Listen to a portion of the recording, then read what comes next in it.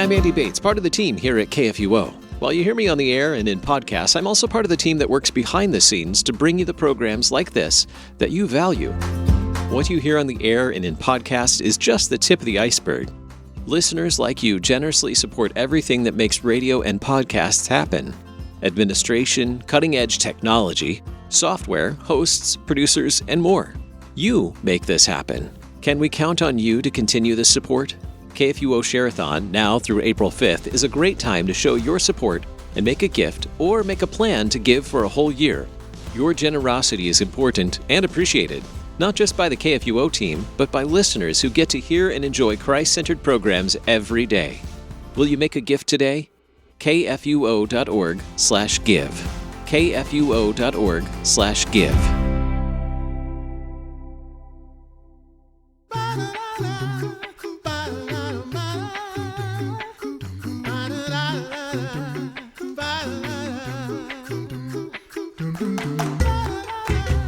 You're listening to The Coffee Hour. I'm Sarah Gulseth. I'm Andy Bates. Thanks to Concordia University, Wisconsin for your support of The Coffee Hour. You can find out more about Concordia University, Wisconsin at cuw.edu. Live Uncommon. We have another episode in our History series on Pilgrims, Puritans, and the founding of New England with the Reverend Dr. Cameron MacKenzie, professor of Historical Theology at Concordia Theological Seminary in Fort Wayne, Indiana. Thanks so much for joining us again, Dr. MacKenzie. Well, thanks again for having me. I'm glad to be here.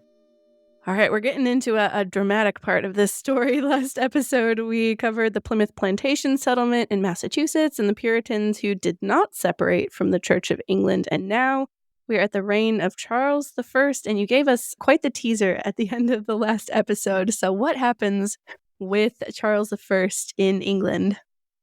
Well, Charles I ends up fighting a civil war in the 1640s. So things really go from bad to worse. Even though when he first became king, this was 1625, and then he is finally beheaded by, I don't know that all of them were Puritan, but a lot of them were Puritan rebels in 1649. But in 1625, he was kind of popular. One of the things that made him popular was the fact that the Spanish marriage had fallen apart, but that didn't keep his father from negotiating this French marriage. And as I said last time, Queen Henrietta Maria brings with her a Catholic entourage. And so they set up a Catholic worship service, a Catholic chapel right there in the royal family. And so that's disturbing. And in general, Charles's policies were interpreted by the Puritan wing of the Church of England as being pro-Catholic. Well, let me back up and just say that what we're going to be explaining here, how it is that although under his father, who created lots of problems for the Puritans, only a handful ever separated and left, under the reign of Charles, from 1630 to 1643, about 20,000 Englishmen leave. And among those Englishmen are 90 clergymen. And they are the ones who really will make New England into New England and establish it as a handful of colonies that are religious in nature. So what is it that Charles did? Well, to begin with, he was frustrated by ruling with Parliament, where Puritans often were raising their grievances around a pro-Catholic foreign policy and all kinds of other things. So finally, he sent Parliament home, the House of Commons, 1629, and since Parliament only met when the king invited it to meet, after 1629, he never summoned Parliament until 1640, and even then, it was only in the most dire of circumstances. So an agency that Puritans had thought of as giving them an opportunity to voice their concerns about religious policy and other things was taken away. So he's ruling like the kind of monarchy that was developing in France at the same time, one that ended up as an absolute monarchy. And you could say Charles I was moving in that direction. So that's going to upset a lot of people, even not just the Puritans, but the Puritans included.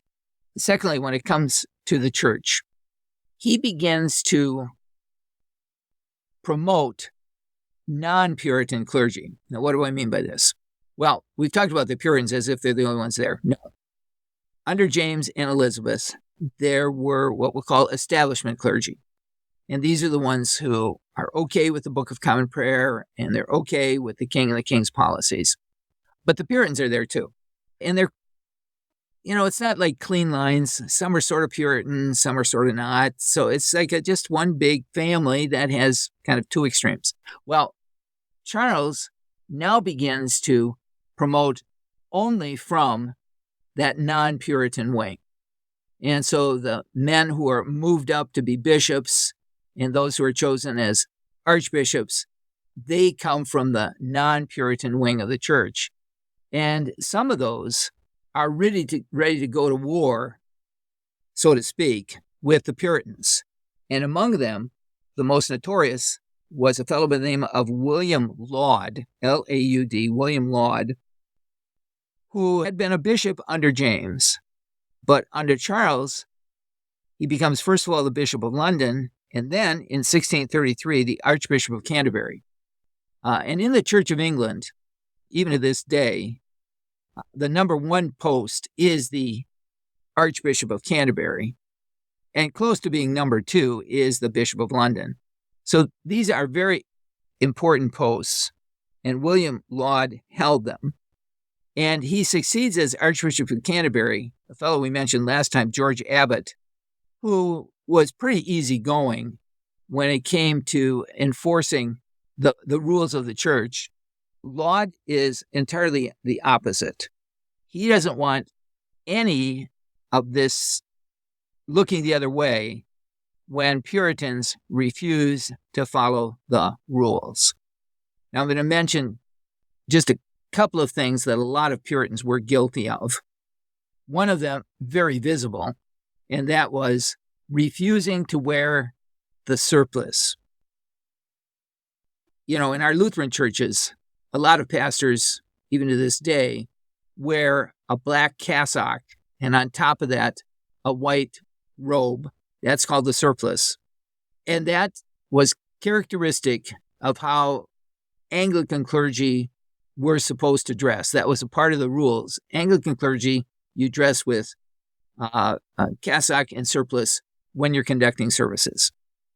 For the Puritans, that just seemed like a remnant of Catholicism, made them look like Catholic priests. They weren't Catholic priests. They were Protestant ministers. They're supposed to be preaching, not sacrificing the Mass. So that had to go. But it's one of the rules. Under George Abbot and many of the bishops in the church at that time, they were not enforcing that rule. So all over England, you had these clergy who were dressing simply in the black robe and not with the surplice. Laud comes in and says, nope, we've got to enforce the rules. And in order to do that, he's got to work through the bishops. And so he starts to go after bishops who are sheltering Puritans. And one of the most famous of these was a fellow by the name of Bishop Williams of Lincoln. He's the Bishop of Lincoln. And he was, I don't know, he was certainly no Puritan, but he didn't want to agree for himself. So why should he be trying to enforce the rules against these? Well, Laud goes after him. And in one of the church courts, Williams loses his case against Laud, but then himself gets guilty of a larger crime by trying to bribe the jurors in this case. So he ends up in the Tower of London. Make a long story short, Laud humiliates a very powerful bishop in the church because of his pro-Puritan policies. So Laud is sending a message, we are not going to put up with this stuff any longer. So Laud now starts to go to work against those who are not following the rules. Now, in Laud's defense, not only does he have the rules on his side, but he was pretty much convinced that if you permit all kinds of dissonance when it comes to the rules, you'll get all kinds of dissonance when it comes to theology. He thought of the ceremonial rules kind of as a glue that would keep the church together. Moreover, he had a strong sense of kind of the beauty that there can be in ceremonies investments and that sort. And so he was a promoter of this, not just kind of wanting to follow the rules, but actually wanting to add to the rules to make the services more comely, more decorous, more beautiful. One of the things that he imposed upon the churches, which strikes me as perfectly decent policy, and that was to order communion rails to be set up around the altars. Now, of course, that would facilitate kneeling, but that wasn't quite the point. This was to keep dogs from getting in and, yeah, right. Well, these guys would bring their dogs to church with them and they'd be up the altar looking around. So, and that too, the altar was another thing. He, according to the book, they call it a communion table. And he ordered the communion table to be taken out of the nave and put at the east end of the church in the altar position. So that was seen as Catholic. And as I said, there were others who were promoted. They were seen as the non-Puritans. So this is bothering the Puritans. There's no parliament through which they can vent their concerns. So that's bothering them. And as I said, he now starts to go after some of the clergymen who are not following the rules. And I'm going to mention a few of them. They become important in American history. And you'll see what kind of things they're getting into trouble for. The great founder of Connecticut, Thomas Hooker, he was a university graduate. He was a pastor in Essex, then became a theological lecturer. And he was deprived of his position for nonconformity in 1629, just basically fired because he wasn't following the rules, where got in the surplice, the book, etc. He ended up fleeing to the Netherlands, finding a nonconforming congregation there and settling there. But then when New England opens, he's going to come over to New England and help with New England too. Probably just as famous, maybe even more important than Thomas Hooker, was John Cotton. Cotton was another university graduate. He had been a lecturer at Cambridge for 6 years, and then he became the pastor of St. Butolph's Church. This is in Lincolnshire, and the city in which it's located is Boston in Lincolnshire, okay? And there he had become famous as one of the leading preachers of the Puritan wing of the church. He was a pastor there for 25 years. He didn't wear the surplice. He didn't insist that people kneel for communion. He had small groups of kind of loyal members, earnest Christians that he would meet with individually, all of which put him under the gun of Laud. And he was placed under warrant, supposed to turn out for a trial. He kind of went underground, ended up never being tried, but leaving again for New England in 1632. So those two are two good examples. And there are several others of men who are being deprived of their livings, challenged in church courts by Archbishop Laud on account of their Puritan practices in their congregations. Now, maybe this time, good time for a break. Why don't we take a pause there, and we'll pick up with the rest of the story in just a moment. You're listening to The Coffee Hour. I'm Andy Bates. I'm Sarah Golseth.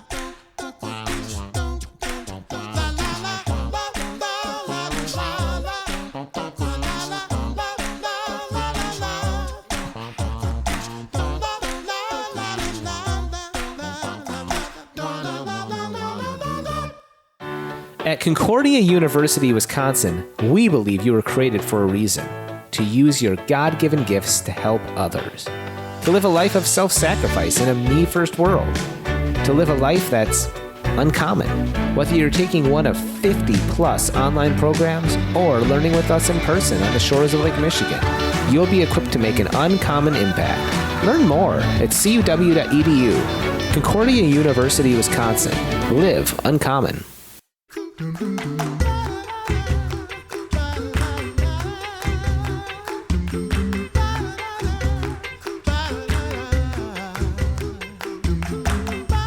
Welcome back to The Coffee Hour. I'm Andy Bates.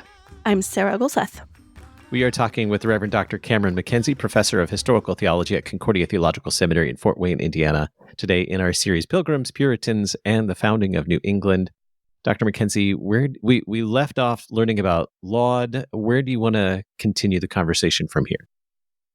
Well, we should talk a little bit about some of the migration here. Let me talk a little bit about one of the first big number of people who went together at one time, led by John Winthrop. Winthrop becomes the major political leader in the colony, and he is a Puritan. So let me talk with you a little bit about him, because he takes 11 ships over to England in 1630, and that's kind of the beginning of these Puritan settlements in New England, starting with Massachusetts.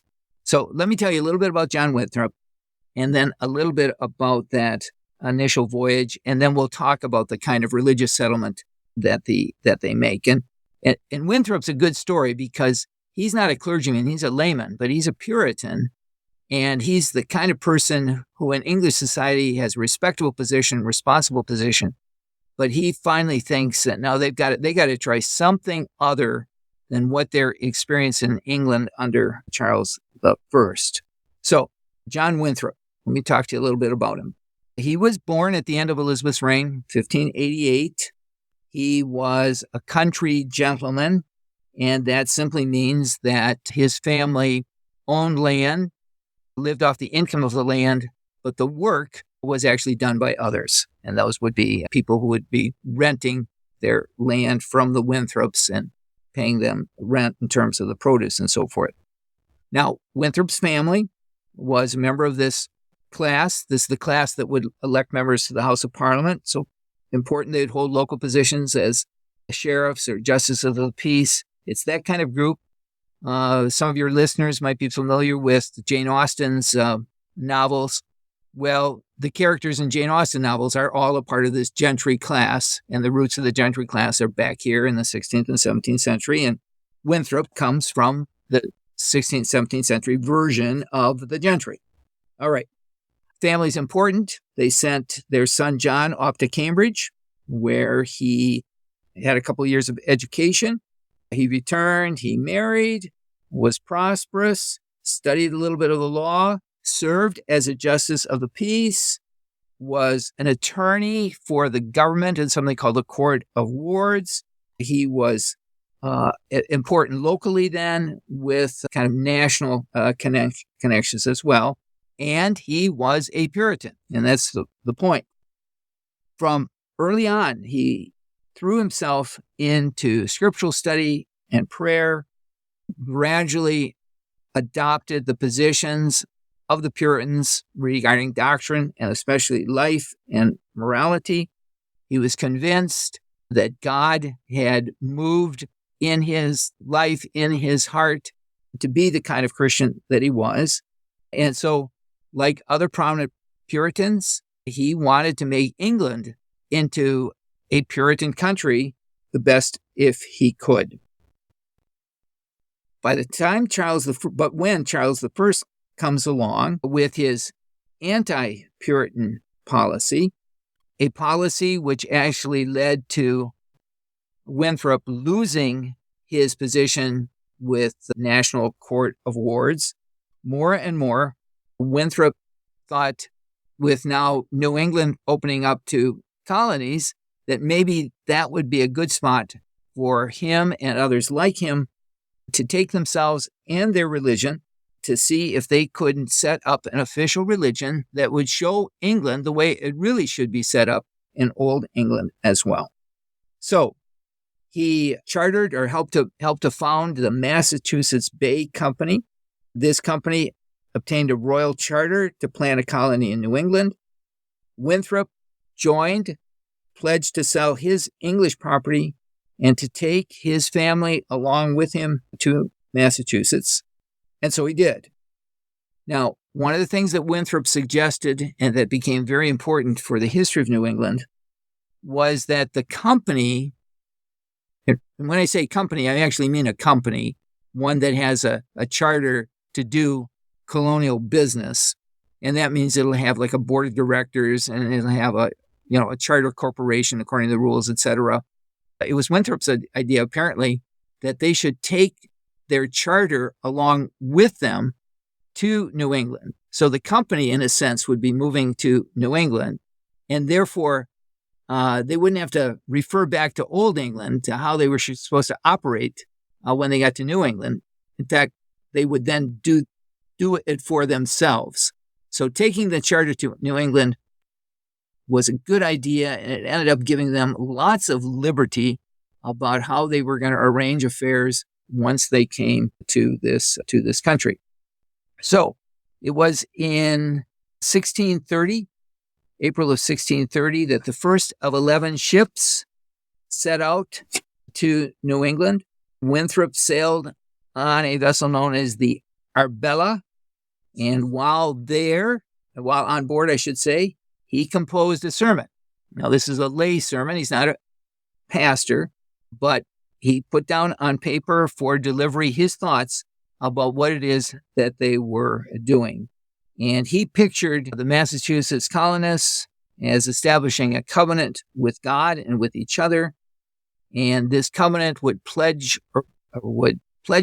in which they'd pledge themselves to build a city upon a hill in New England with the eyes of all people upon them. And I'll read just a little bit about this. Here's Winthrop.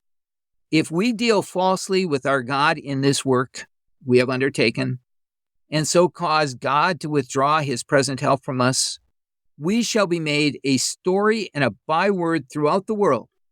We shall open the mouths of enemies to speak evil of the ways of God and all believers in God. We shall shame the faces of many of God's worthy servants and cause their prayers to be turned into curses upon us till we are forced out of the new land where we are going.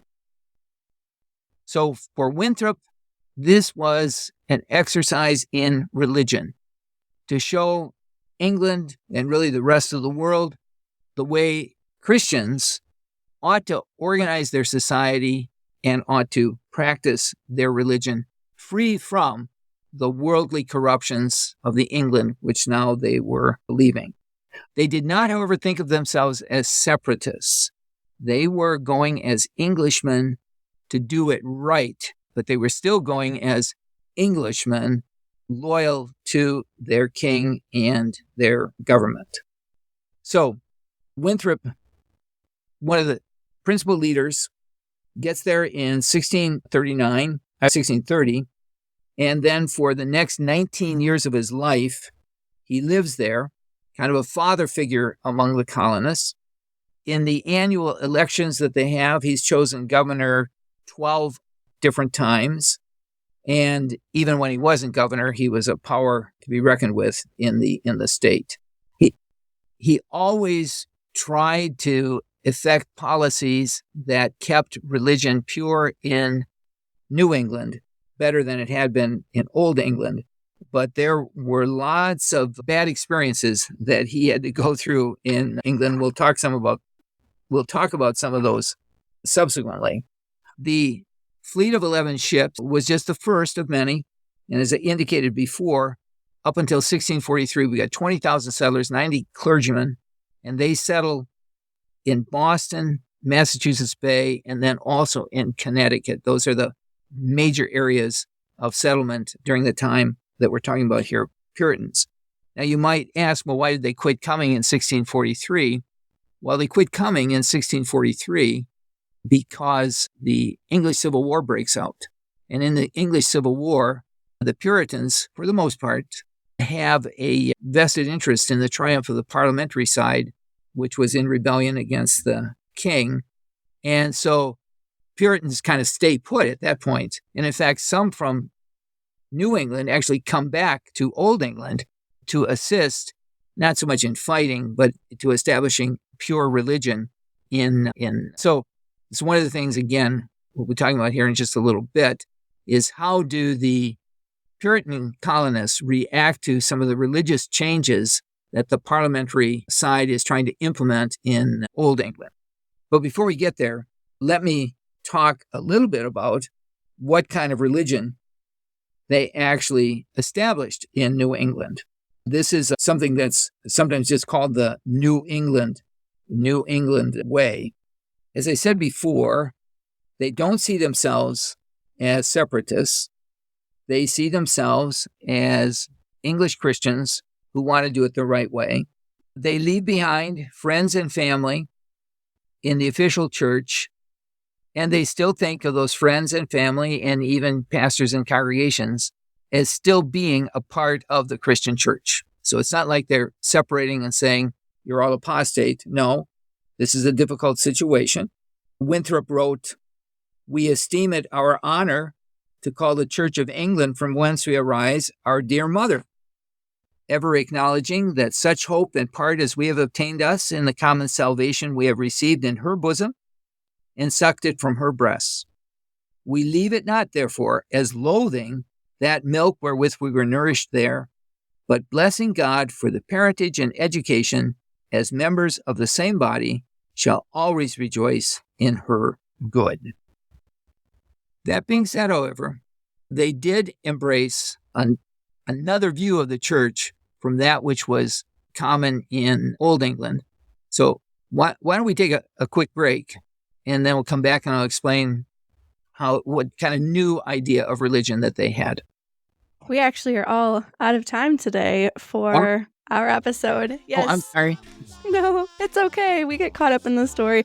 So we'll pick up there for our next episode. This is very, very interesting to learn all about these people and places and all of these things.